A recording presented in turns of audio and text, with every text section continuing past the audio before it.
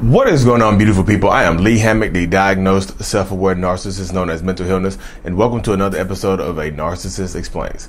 In today's episode, we're going to be talking about blanket statement non-apologies from narcissistic and toxic people. Stay tuned, like and subscribe for more.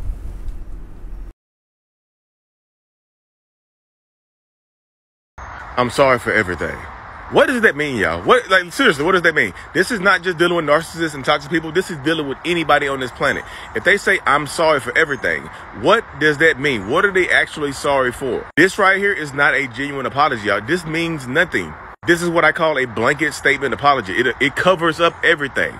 Saying the words "I'm sorry for everything" could mean I'm sorry for not changing taking the clothes out of the washer and putting them in the dryer, or it could mean I'm sorry for hitting you in your mouth. Specificity.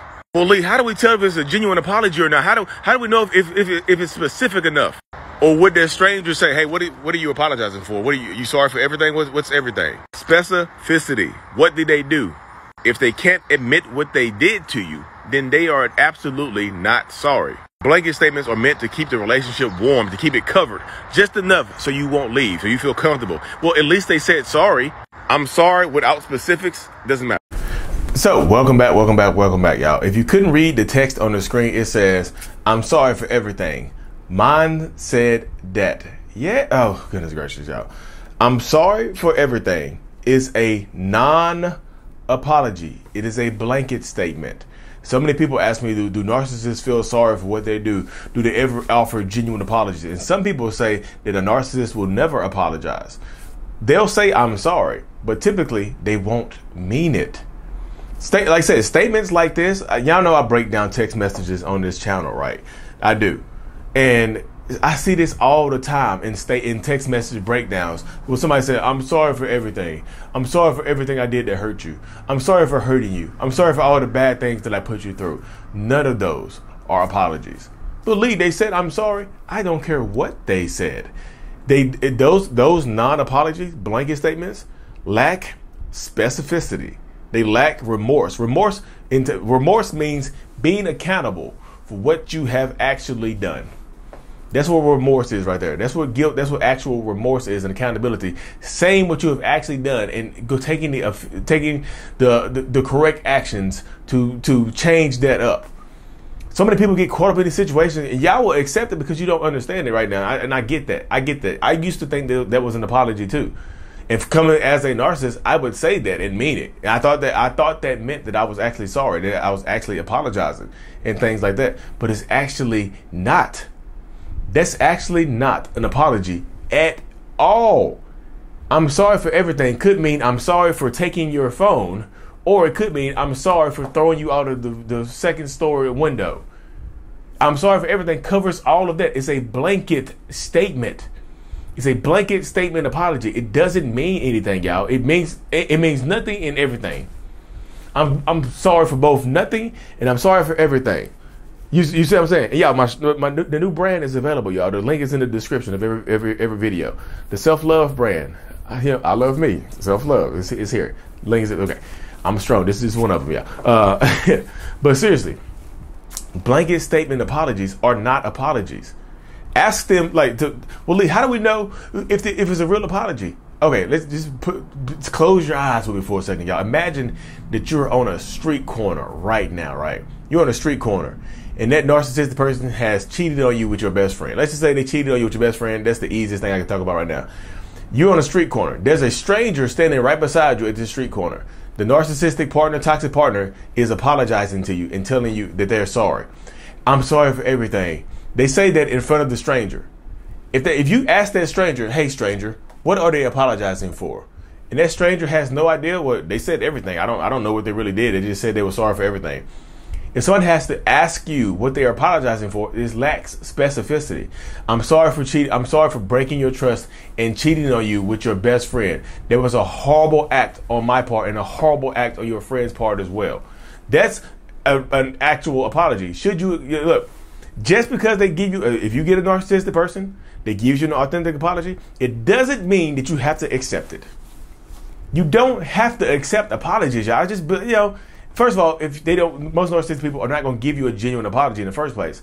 But if they do somehow give you an apology that contains specificity, it doesn't mean that you have to, oh my God, y'all.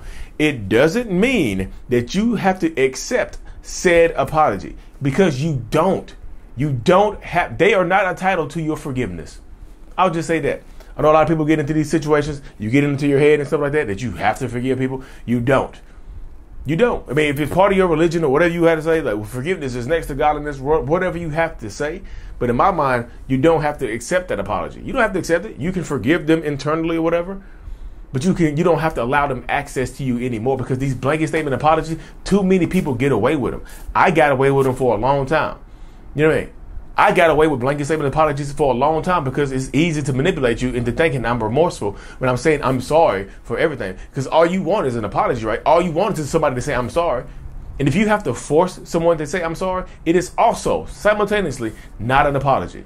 If you have to force someone to say sorry to you, it is also not an apology. It's just not.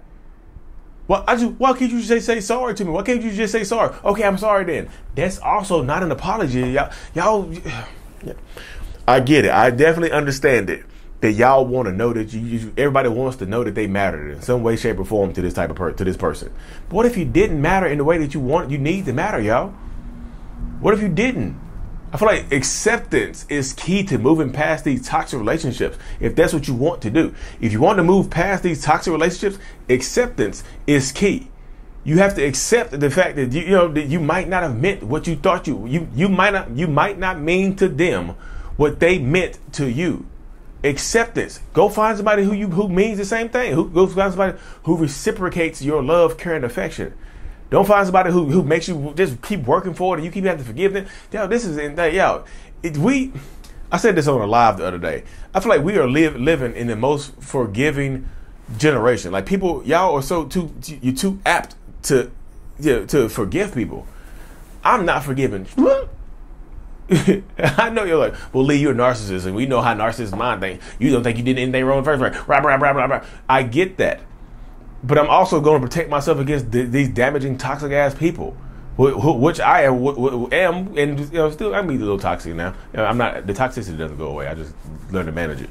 But yeah, you don't have to accept these apologies, y'all. If some of the people just like, especially, you don't have to accept the apology from them. You don't have to accept the apology for peer pressure from somebody else to accept their apology. Don't be pressured into accepting an apology from somebody, y'all. I don't give a damn if they're friends and family reaching out to you. Hey, your ex is about to jump off a building because you won't accept their apology. Well, I hope you got a good parachute or some good insurance or something like that. We're not going to save them. You don't have to accept the apology, y'all. You don't have to. They're not entitled. They should have thought. Did they think about you when they were doing whatever they did to you? No. They knew that this type of stuff would hurt you. Whatever they've done to you, they knew that they would hurt you, right? They knew that they would hurt you. And they did it anyway. But now, all of a sudden, they're sorry and they're hurting and they can't live without you. Rabble, blah, blah, blah, blah. And y'all will listen to that mess and you'll forgive them and you go do the sing and dance again for 1, 2, 10, 20 years and you be mad as hell. You should, look, y'all, leave the first time. Y'all get too forgiving, too much reconciliation.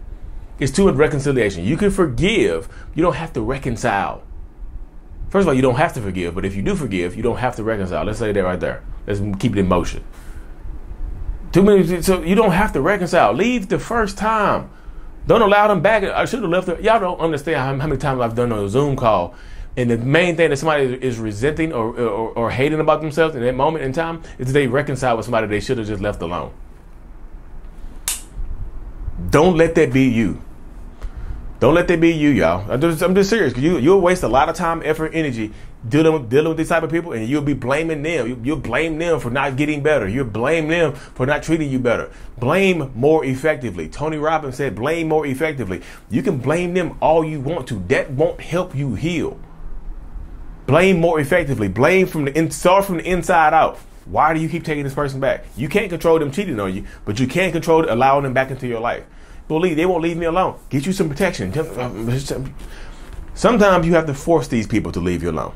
They just keep it real. You mean? They just keep it real in that mindset right there, y'all. They just keep it real like that. Keep it hot. But anyway, y'all, let me hop off this thing, y'all. Like I said before, the self-love brand is officially available. I'm excited, y'all. This is one of them. The I'm strong. There's I'm worthy. I'm enough. I'm resilient.